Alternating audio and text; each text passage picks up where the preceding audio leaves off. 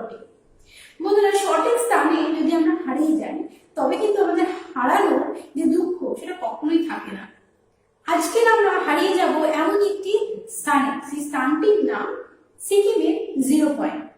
এই সিকিমের জিরো পয়েন্টটি সিকিমের উত্তর দিকে অবস্থিত এবং এটি চীন ভুটান সীমানায় অবস্থিত। এই জিরো পয়েন্টের সৌন্দর্য সত্যি অপরিসীম সৌন্দর্য ভরপুর এবং এখানে প্রতি বছরই পর্যটকরা তার সৌন্দর্যের প্রতি আকৃষ্ট হয়ে ছুটে আসছে। বিশেষত উদ্ভিদ এবং পাখি পর্যবেক্ষকগণ এখানে তাদের দৃষ্টি আকর্ষণের জন্য ছুটে আসছে এই জিরো পয়েন্টের স্থানে। এই জিরো পয়েন্টের সৌন্দর্য এবং সবুজে ঘেরা প্রাকৃতিক দৃশ্য কিন্তু মানুষের ব্যস্ততম জীবন থেকে বিরতি নেওয়ার একটি আদর্শ স্থানও বটে। এবং এই স্থানের সৌন্দর্যের কথা বলতে গিয়ে বলা যায় যে এটি সিকিমের একটি লুকোনো রত্ন। একটি রত্ন যেমন মূল্যবান, এই জিরো পয়েন্টও সেখানে তেমনই মূল্যবান একটি স্থান।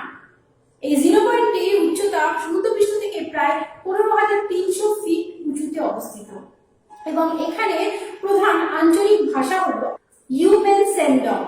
এখানে বেশিরভাগই রেড পান্ডা দেখা যায়। এখানে মানুষের প্রধান খাদ্য মেজ, এছাড়াও তারা মাংস এবং দুগ্ধ জাতীয় প্রোডাক্ট ব্যবহার করে থাকে এবং এই সৌন্দর্য, এতই সুন্দর দৃশ্য এখানে বছরের বেশিরভাগ সময় এই স্থানটি বরফে বা তুষারে ঢাকা থাকে, যে কারণে এখানে নাকি এই স্থানটিকে নাকি সুইজারল্যান্ডও বলা হয়ে থাকে। এবং বছরের বেশিরভাগ সময় যেহেতু এখানে তুষারে আবৃত থাকে, তাই অপরূপ দৃশ্য দেখতে পর্যটকরা বছরের পর বছর সেখানে এসে জমায়েত হয়।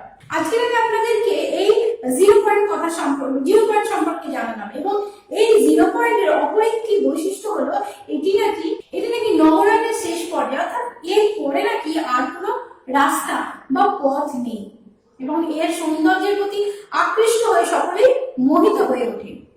আজকে আমি আপনাদেরকে এই জিরো পয়েন্ট সম্পর্কে জানলাম। পরবর্তী পর্বে আমি আবারও জানাবো আরো নতুন কিছু তথ্য।